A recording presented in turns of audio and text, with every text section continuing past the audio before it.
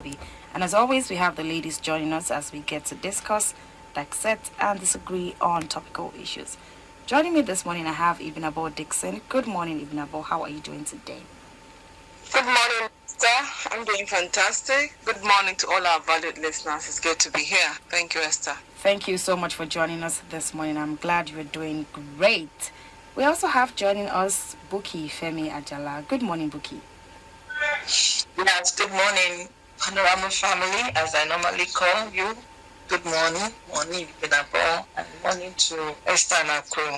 Thank you so much for joining us once again, Buki. Thank you so much for being on the program. All right, going into the stories lined up this morning, you would like to react to some of the stories. The phone lines are open 07000 917 917, or you can send us a text or a WhatsApp message 070 565 37 to be a part of the conversation this morning. So, in this economic hard time that we find ourselves, people are having to do a lot of adjustments, cut down on a lot of their wants, having to focus on the needs because of the available resources that they have at hand.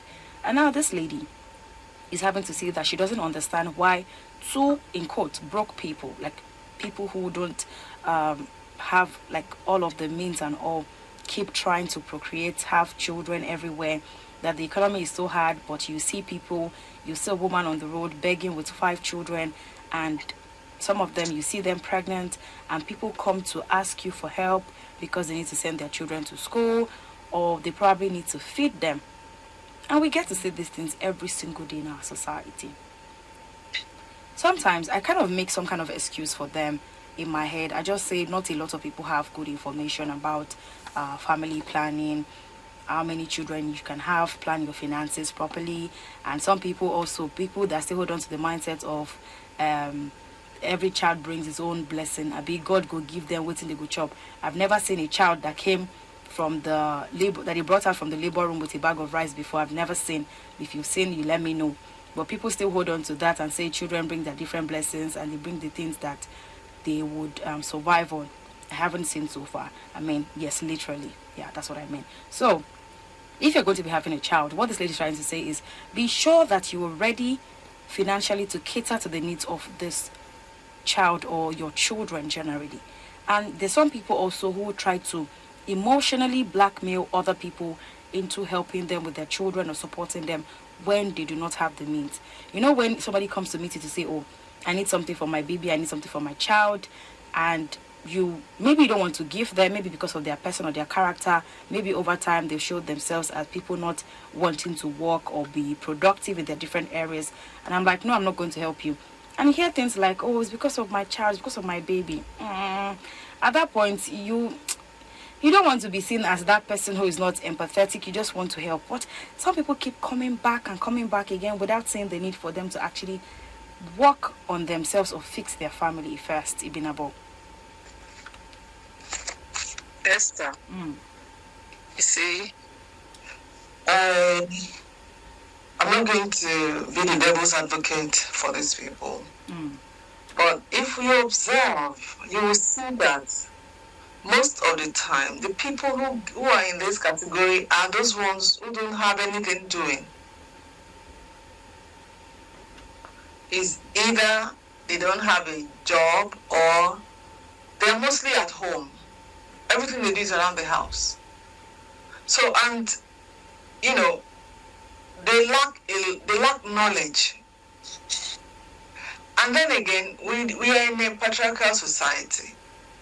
If you actually sit down with these women and discuss with them, you will get to know that it's either they don't know how to go about family planning to protect themselves, or the husband doesn't want to hear it.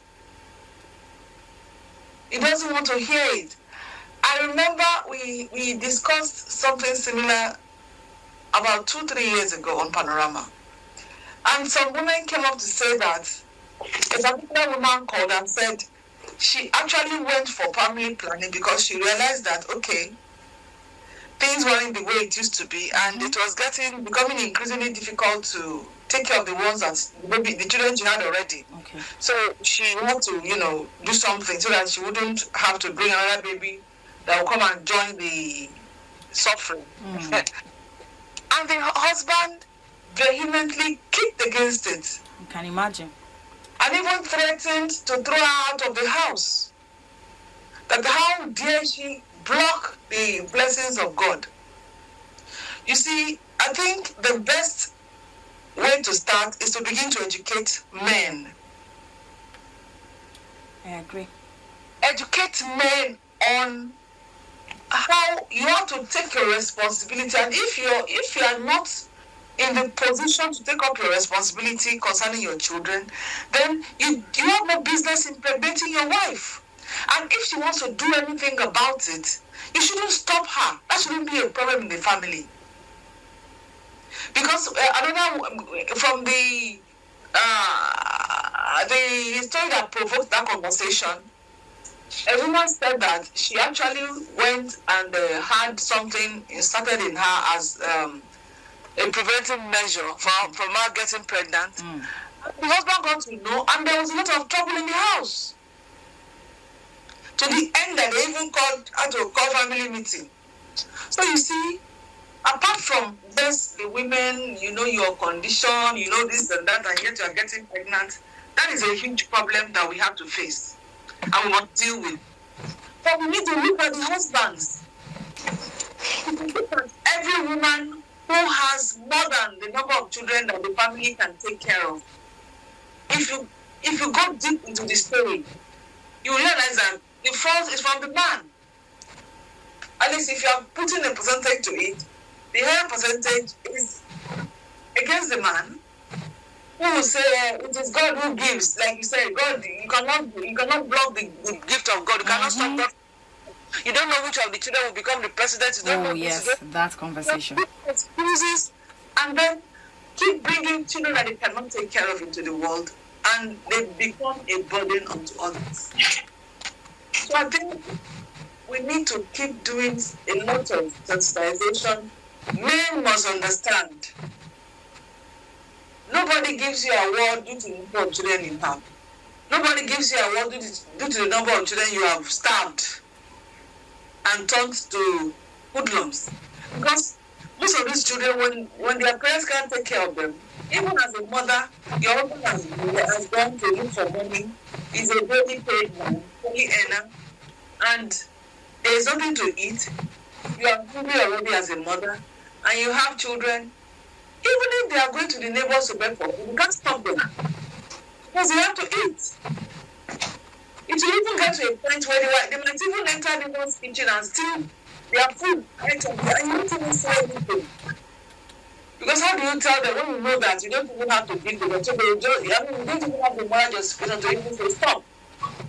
They'll tell you, Mom, we didn't eat yesterday night, and this is afternoon of the next day. We are hungry, we are dying. So there is need to speak to these men who fall in this category. Those who are into this category, they must be addressed. God has given us life. Okay. It is our responsibility to preserve it. Nobody should say, it is God who gives, it is God who... Yes, we know. But God gave us brain for a reason. We are higher animals. We are responsible for our actions and our inaction. So nobody keep keeping the blame of God. This is God that this, it is God that that, it is even in our carelessness, it is God this, it is God that. And the women should understand that if you are married to a man who doesn't understand that, he has to, you guys should have the number of children you can take care of, then you have to come for a conversation. If it's not listening, you have to come for a family meeting too. Not really for the call for family meeting. Mm-hmm. You can call. If you can't call directly, you can look at people who can convert people to discuss it, so that you will be free. Because there are cases whereby a woman will go to the hospital to give birth, and the doctor will tell her, after this one, don't try it again. Mm-hmm. Because you will lose your life. And the husband will not understand. And the woman will say, my husband, no, at the end of the day, you will just die. And these children will keep roaming the street and fall into the hands of criminals who would, take them down the road of criminality. And at the end of the day, what have you gained? You have lost your life, and your children are becoming responsible. And the husband will just be there. If he gets tired, he will just look for another woman, marry her, and continue whatever nonsense he's been doing. So, first and foremost, a woman should begin to look at herself, begin to think about survival. You must survive. Think about yourself. Think about your life. Think about if anything happens to you in the course of giving birth to too many children, who's going to take care of these children? More so in the country that we are in today, the economy is not smiling at all. So what are we talking about? It is self-responsibility. You have to stand up for yourself. It is your life. Yes, I have had different stories of. I have an aunt who went to have her last baby. She said, the doctor said, if you come back here with pregnancy, nobody will attend to you again. I mean, can you imagine that embarrassment? She had to raise an alarm. She has to make a lot of noise concerning her husband's, demands. Nobody is saying you should not answer to your bedroom activities, but you must do things to prevent you from getting pregnant. We have parents family planning. If you go to the hospital, the doctor will check you and know the type that will work for you best.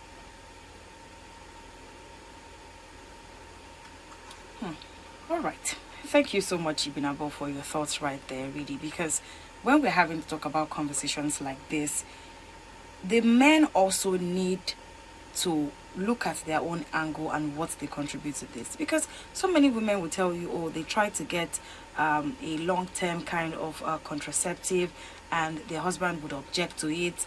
I recall that story Binaba was talking about. The woman went to get it without the husband's knowledge or consent, and it became a very, very big thing in the house. I mean, I don't even know how I'm supposed to give somebody autonomy of my body so much that we have to deliberate about it, if I should or should not. I mean, just have a conversation about it. We have this number of children already. This is what we can afford to do. This is how we can cater for their needs. What do we have to do? And when it comes to methods of contraception, a lot of men are still not open to that conversation. I really do not know why, but a lot of men still feel a certain way when we talk about the number of children you need to have and what have you. But the woman is the one that oftentimes bears the brunt of having so many children to look after, and you don't have the means to actually take care of them.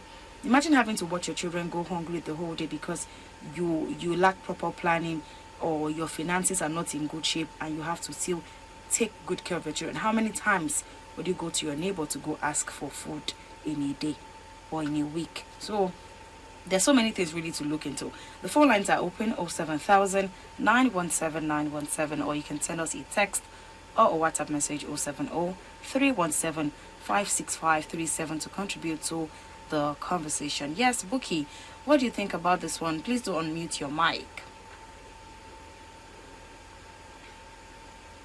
Yeah, I wanted to be sure that the noise Yes, around. yes, this is fine. Yeah, but I'm fine. Fine. Yeah, so how do we tackle this now? Let's go to foundation of things. We all know the reason why our forefathers had many children. I mean, they had many wives. And they also understood the fact that you have to give a gap, for your children.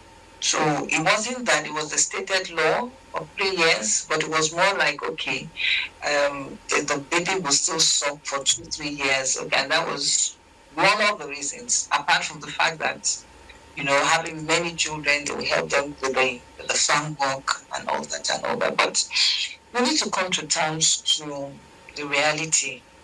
And I think Ibenabo mentioned it, that now things are not like it used to be years ago, hundreds of years ago. Things have changed. Now you bring a baby into the world. The baby has his own rights. He has to go to school. He has to eat good food. Unlike before, that everything was fresh. And he has his own life. You want to send him to school to become somebody. So you need to now look at the resources you have. And I think where we missed it big time is the fact that I'm going to drag the religious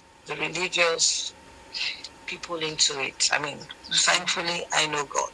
But, when we want to call a spade, we call it. We don't call it an agricultural instrument.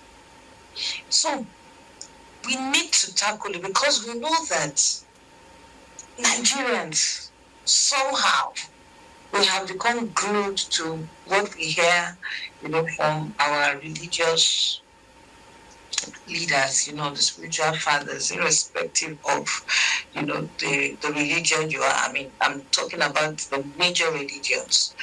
Because we are quick to listen, and somewhere along the line, they misinterpret, scriptures or verses, and at times they do not situate it in the context of what is happening. Because you need to also situate it in the context now. Why would you bring a child to suffer? Why would you bring a child to suffer?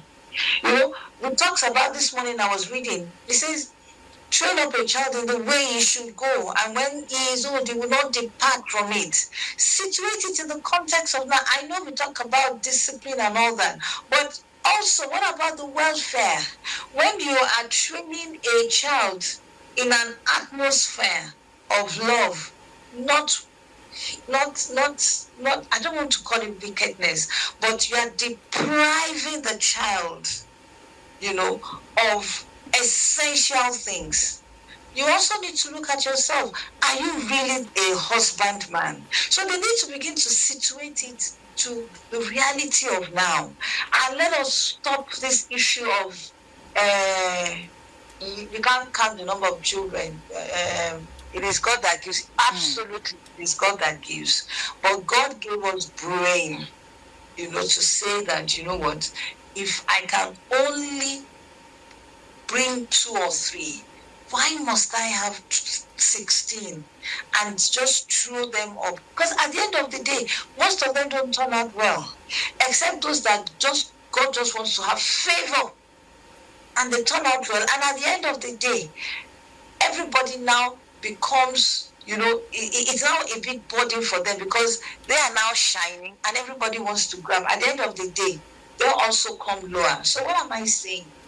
In as much as we know that the fruit, the reward is the fruit of the womb. It's a blessing from God, but let us not turn the blessing to something else, because God will still account for these children. So this is where I say that the so-called spiritual leaders should educate. If you can take care of 16, why not take care of 16? And to be honest, you will know even from the very first day that both of you become a couple. You know how much you earn, know how much you earn. You need to sit back, and that's why I always say that during courtship, it's time for you to think, how is going to be our life? How do we want our children to turn out? Do we want our children to turn out as stout? Do we want to send our children to good school? Okay, so how do we begin to do it? So it is at that time that you will now begin to plan. Yes, I know some people will plan for 2 and somehow 3. I mean, take it, it's God's blessing. Don't beat yourself around that. But what we are saying is that you don't have enough and you are just breeding these children. For who? You are now beginning to now share the children. You understand? Or put them in situations where it's difficult for them to survive. So what we are saying now is that we need to begin to apply ourselves because God gave us sense, right? I think I think her words that people are broke and they're still breathing, I think it's a very hard one. I don't want to succumb to that mindset. I don't want to succumb to that mindset at all. There are people that, it's an issue of your mindset. What do you call broke? You understand? What do you call broke? If I don't have money to build a story building, but I have money to rent an apartment, you wouldn't look at me and say I'm broke, or I have money to just rent 2 bedroom. You understand? You wouldn't say I'm broke. I can only work within my resources. So you are the one looking at them as broke. So the question now is, how do we retrain our minds to the extent that can we live within our means? It starts from the home. It starts from the school, because this is where even the school, right from primary school, begin to orientate people in creating wealth, in managing a family. These are things you can break down in managing a family. You understand? And also the religious sector, because we are so religious. So that is an organ for us to begin to educate ourselves. I mean, you do not have money, and you are always looking about for somebody to pay your children's school fees in the church, and yet they see you another belly. That is the time for the pastor or whoever to sit them down and say, what is your issue? We are the ones sponsoring your children in school, and yet you still have belly. Who is going to do this? There's some hard truths. You understand? There's some hard truths that I think it's time for us to, to begin to converse with. And at the end of the day, it also adds to our richness when we have children that are productive. I can link it to our GDP. That is why you find out that our productive level is very low. So don't let me go there, because if I enter that way, another conversation entirely. I will hear Esther say, okay, thank you. Really, because this particular conversation, it touches so many things. People need to realize that what they have, the resources that they have, they need to do proper planning for it. Proper planning. Take every single person in your family, plan ahead. Don't say I have 5,000 naira and I'm going to spend everything right now. Esther, even you, this sub is for you. You shading your own self, and I'm going to listen because I get coconut head, I know. So when it comes to financial planning, you really have to be deliberate. And for somebody who you still having children, or you still plan to have more children, you have to be sure that you have everything that it takes. So you don't go around taking your children on the street to beg, or you have to go borrowing from your neighbors. How long do you intend to do that for? Exposing the children to different social vices. You see some children having to resort to crime and going out there to steal from people, pickpockets, so they can bring something back to the home. These children, you should be responsible for them, not the other way around, at a very, very young age. So it should not be condoned at all in any way we choose to look at it. 29 minutes past 9 on your Women Radio 91.7, and this is Panorama. Panorama is where we have the ladies from different geopolitical zones come together to discuss, dissect, and disagree on topical issues. And Panorama is brought to you Mondays through Fridays at 5 minutes past 9. My name is Esther Alaribi, and I have joining me Ibnabo Dixon and Buki Femi Adela as we get to discuss this morning. The phone lines are open 07000 917 917, or you can send us a text or a WhatsApp message 070 56537. Looking at this second one, this guy was having to talk about how some medical practitioners in general hospitals get to treat people. And this one is one that I know that was spoken about some time ago on the show. I cannot remember what year now, but I know we've spoken about it, how a lot of people do not like to go to public hospitals, state-owned hospitals, because of how medical practitioners get to treat them, talk to them in very, very condescending and demeaning tones. Now this guy is having to say that a midwife told a mother that she would not give her baby the immunization shot unless she has to cut the baby's hair, because she doesn't subscribe to braiding of hair for boys. I can understand the place of wanting to be an older woman or wanting to be a mother to the mother of the child or wanting to correct them. But when it comes to your place of work, just like the security guard in the story we took in Uniben who slapped the girl because he felt that her dress was too short by his own moral standard. You are at work for a reason, professional. Do your job. If it is within your job description to do so, then fine. But as a medical practitioner, how is it in your place to ask a mother to take her child home, cut his hair, and come back because you want to? If it was a procedure that required the shaving of the hair, it's a different conversation. But having to just do that, there's no way. Maybe medical practitioners want to tell us maybe something has changed. But it doesn't affect what you have to do. And it's not affecting the baby. But just because you don't subscribe to it, you just would not attend to them until it is done. Ibinabo. As I read that story, I just had a mental picture in my head. You know, when you go to these public hospitals, there are some nurses that have been there for decades. Yeah. So they already feel like it's their home, and they feel so entitled, and they feel that whatever they say is law. It's either you adhere or you get out. As much as the advice, in whatever way you are looking at it, even if in the mind of the woman, the nurse, it's like I'm just being very honest with this person. It is not your business. You have to, you have to work within the confines of your job description. And I don't think that it is part of our job description to tell the parents of a child to go back the child's hair. Like you rightly said, if it has to do with shaving the hair of the baby before the drug could be administered, is a different case. Because I could recall, let me digress quickly, when one of my children was very, very ill, they had to shave one side of the head because we were looking for veins to pass the intravenous injection. That's a different case entirely.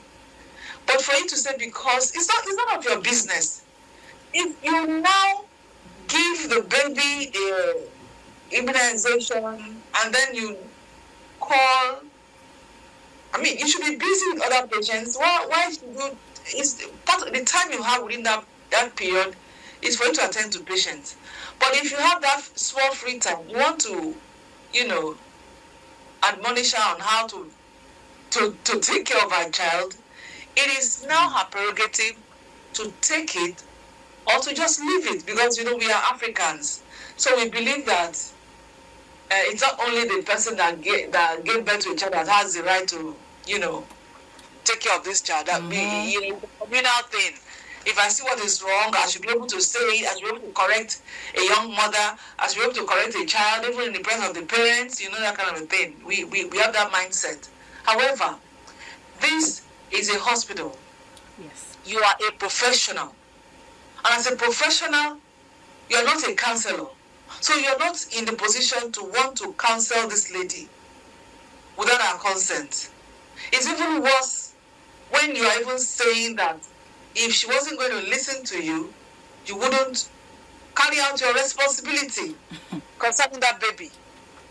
We don't understand a lot of things. In a country where we have laws and they are properly implemented and properly enforced, some things will not be, some people will not do some things because they don't understand the implication. So you see, I'm looking at the professionalism here. I'm not looking at whether whether it is okay to have to braid the hair of a little baby. That's another conversation. Yes. But at this point, she is a medical practitioner, and it is our responsibility to carry out our duty. You can now crave the indulgence of the mother to advise her that I don't think this is right, because of the truth. I could recall so many years back, we discussed a particular baby whose mom took her to a hairdresser to have her have her hair braided. And this child died out of the pains. Yes, I remember. That she experienced while the hair was being braided. So, I mean, what's the point in you losing your child because you want to make your child look like a small adult? Oh, okay, thank you. Yeah, I totally agree that the way our nurses, or let me not just say nurses, medical personnel, you know, because at times the pharmacists, the cardiologists, you know, and all those funny things, you know, at times when they talk, it's more like they are talking at you. They don't have human feelings. I don't know, maybe it's a way of expressing their internal issues, because a lot of them have internal issues and they just believe that they are the alpha and omega of that place, that is their office, and they can talk to you anyhow. And for a long time, we have also accepted it. So even when a nurse shouts at you or somebody shouts at you, you just take it calmly. You understand? Because you want them to attend to you. Because you want them to attend to you. So it's an issue of what do they train them, you know, in the schools, and the atmosphere. Because one, if such a thing has happened in a private hospital, I know that somewhere along the line, you know, because they are paying for it, somebody will talk to say, no, you can't talk to me like that. In fact, even the medical director or the organ of the nurses will have said, no, you don't talk to people like that. You don't talk to patients like that. Even other patients will even talk and say, no, you don't talk to us, we pay and all that. But because it's public, that does not mean that they should say such. I mean, look at the story we are looking at today. Like Ibn said, it don't concern you. The only time you can talk about it when you notice probably there are lies in the hair that probably they've not taken care of. Then you point attention to it that, oh, I can see that there's this and this and this. You know, I think you have to treat it and tell them why. That it's going to affect the productivity, the health of the children. And then, hey, you could suggest. You understand that, well, maybe while you're treating it or whatever, probably you might want to consider that. But that's an option for you. But you have told them what you have seen, what you have observed. But if the hair is clean and that is what they want, it's fine. It's not your business. Do your job and go. Why must you? I know they do it. I know they do it. You understand? You know that they talk down on people. You know, but I think it's time that people need to begin to educate. And now that we are talking about it, let all the heads of nurses, I think they call them the matron and all that, you know, begin to talk about effective communication. You know, because when a nurse talks so warmly to you, somewhere along the line, in your mind, you are happy. But when a nurse shouts at you or talks derogatory to you, you are stomaching it, but you're not happy. And that should not be it. That should not be it. We can change if we really want to. And that starts from those who are heading, you know, them, apart from teaching them, you know, professional ethics and things. And it's even part of professional ethics for you to talk to your patients calmly. Because a word that you speak can do magic. And a word that you speak can actually send somebody to his or her grave. Because words are powerful. Yeah. Thank you. Thank you so much, Buki, for your thoughts right there, really. Because when you go to the hospital, away from the medicines that you hope to get from them, you also want to speak to the medical practitioner who is attending to you to be sure that you are going to be fine. There's something it does to you psychologically when a medical practitioner is talking to you with a very calm tone, telling you about your symptoms, what they think it is, what it can be, having a conversation with you. You kind of feel lighter. It distracts you from the current pain that you feel. But when you go to the hospital and somebody is shouting at you, oh, go to that room, go to table 6, go to this one. Somebody's calling it, don't attend to that one, no, she has not brought, and all of that. I mean, that's how I see them. And having to go to the general hospitals as well, talk about the long hours that you have to wait for, and sometimes you see some of them at their table, not necessarily doing anything, but I don't know if they find pleasure in delaying people. I don't even know how, but I really hope that that culture changes. I hope that that culture changes. So we, as a society, every single area, we need to do better. We really need to do better. 18 minutes to 10 on Women Radio 91.7. This is Panorama, where we have the ladies from different geopolitical zones come together to discuss, dissect, and disagree on topical issues. Before we call it a wrap this morning, let's look at this one. Now, directors in ministries, departments, and agencies of the Federal Civil Service have reportedly defied the federal government's directive which mandates them to go on compulsory retirement. About 500 directors have reportedly defied this order to retire. And these directors, they've spent at least 8 years at their positions and were given this directive July 27, 2023. But about 500 of them have still refused to let go of these positions and retire. I mean, if it's what we have stipulated already, I think directors, for somebody at that level, you should definitely know better and just follow the rule. Because if you're not following the rule, how do you want people coming behind to also do the same way? And now we're having to talk about civil service and how some people get to behave, and so these are just the kind of issues we get to talk about, Ibinabo. Esther, you see, we have this tendency to hold on to power, to hold on to offices, to hold on to everything, forgetting that some people who are where we are today, they had to leave for us to be there. It is a Nigerian thing, it's an African thing. That is why you will see that a leader who knew that he had to be in that office for just a number of years, and by the time the years is, disappearing, and it is getting close to when he should leave that office, he begins to look for means and ways to stay put. It is something that is very synonymous with us, and it is very bad. It is very embarrassing. Because if you don't leave as at when due, somebody else will not get promoted. People have been stagnated on their grade because you have refused to leave that place. When you leave, that is the highest.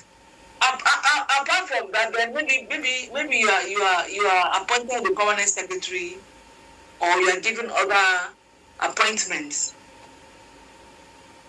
That is the highest level that you must be. So if there is nothing else to do, prepare yourself and leave, and allow other people. Because if you don't leave them, promotion will not cascade down. When level 17 leaves, level 16 gets to 17, 15 gets to 16, like that. 7 gets to 8. And then people there'll be opportunities for employment. But because it is just in our character, we will just want to stay there. I mean, imagine someone holding an office for as long as 8 years and above. I mean, that is unfair. How do you defend not wanting to leave that office? How do you defend it? There are cases whereby, yes, you are forcefully, removed from an office. A different case. Because I could recall that in sometime in 1983, during the regime of our immediate past president, when he was a military leader, General Buhari, Muhammadu Buhari then, in 1983, they retrenched a lot of civil servants based on the number of years they have been in the civil service. Anyone who has spent 35 years and above, whether you are up to 65 years of the age of retirement or not, you are to leave the civil service. And I could recall one of my uncles fell into that category. It was it wasn't longer, it was that same year he celebrated his 55th years. It was just 55. But because as soon as he left secondary school, he got into the civil service, maybe at the age of 18 or maybe 19 or thereabouts. Because he was still very young, I could remember. But he was retrenched because they wanted an opportunity, they wanted the windows to open for employment. So they had to come up with that policy that if you have been in the service for the minimum of 35 years, irrespective of your age, you're going to be retrenched. And they were retrenched. And I hope they were paid their gratuities and their pension was and everything. I wouldn't know. I was just I was just a sincere coded. You understand? So if that case was even very painful to some families. Mm-hmm. But this particular situation, you are at the peak of your profession. You are at the peak. If you feel you are still very active, you still need to be, in that office, then you have to go and look for that same office in the private sector. They will need you. They will need your experience. So go and try your luck there. Let other people gain promotion and let the window of employment open for some others to come into the civil service. That's my take. Thank you. All right. Thank you, Ibinabo, for your thoughts there. Buki, what do you think?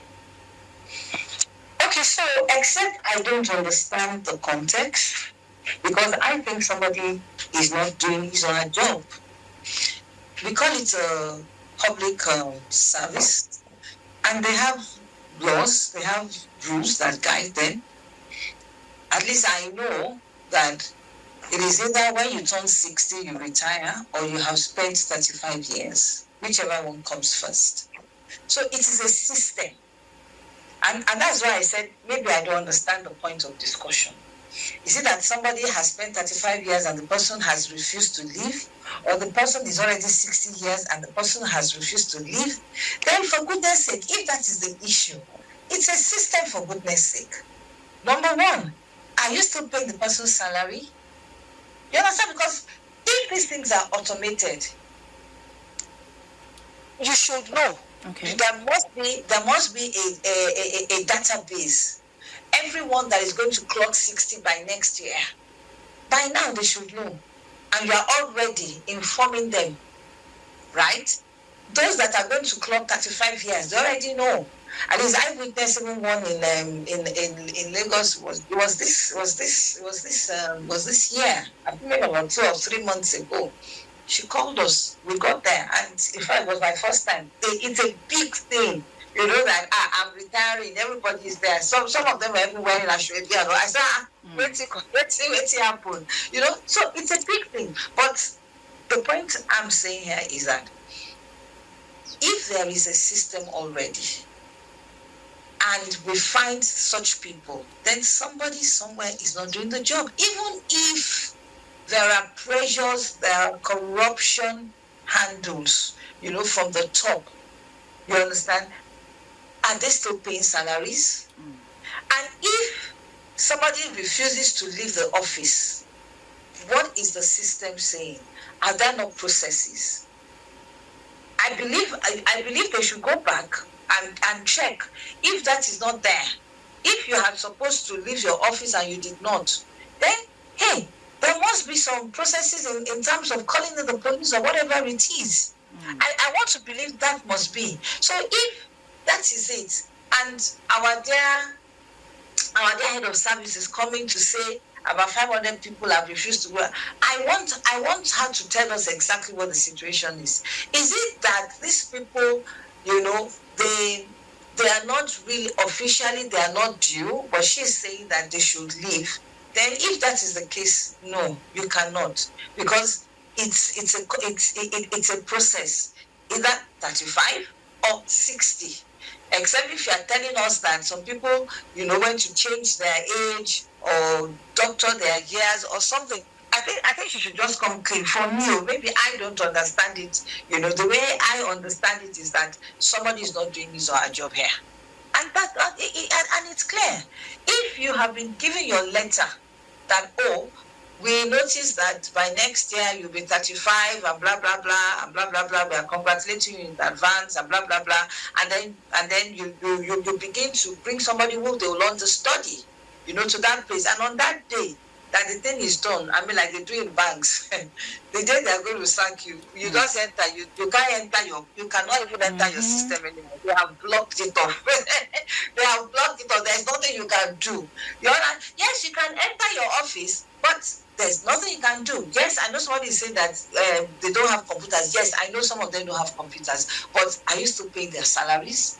By then, you should have started putting their letters, to the person who is paying salaries, that from July, you should stop the salaries of this and blah blah blah blah blah blah. It's about efficiency and effectiveness. So for me, I want to round off now. I think somebody is not doing his or her job. Thank you. All right, thank you. And I think I don't know whether it has changed now, but I feel that there's a number of years you have to spend on a particular level. Like for grade level that are below 10, I think it is 3 years. I mean, within 3 years, you are due for promotion to the next level. That is why you see that some people who have been delayed for so long, by the time they probably, a request for promotion or write a letter to the head of civil service and everything, protesting that, I've been on this level for so long, you see that sometimes they give them double promotion. Because if you look at the number of years they have spent on that particular level, they're supposed to have been in the next level or the higher level to the next level. So these people have spent 8 years in that level 17. I don't think there is any aspect of civil service, any level that you have to spend up to 8 years before you leave, whether to the next level or to leave the civil service. Probably that is why it was pegged at 8 years upward. That means you have spent more than the necessary years to spend on a level, on a particular level. But whose fault is it? It's the system's fault. Yes. If you are in a position for 8 years, they expect that after this you should move somewhere. So if they now see that they have a whole lot, then they should go back and do some reforms. That's it. And do some reforms. Okay, because they have told me that I can do 35 years. And I've not done my 35 years, but I have spent 7 years on my seat. You won't say because I'm too moral, I'm too righteous, I will leave. No. I will wait until I have my 35 years or when I clock my 60. So if that is what she's saying, she should go back and do her reforms. You understand? I think that we live in a country where we have laws guiding us. We have a constitution. If they feel that the way the government is coming at them is wrong, they can go to court. Who says that they can't go to court? Go to court. Okay. Thank you so much, Ibinabo and Buki, really, because this one, let's just see what the head of civil service comes out with trying to clear these 500 directors who have refused to retire compulsorily. Thank you so much, Buki and Ibinabo, for being on the program today. Thank you. Yeah, all right. Thank you. And it's a wrap on Panorama this morning. Do well to join us again tomorrow at 9:05 as we get to discuss, accept, and disagree on topical issues. My name is Esther Laribe. Good morning. To sponsor this program, call the number 0816 480 7613. WFM 91.7.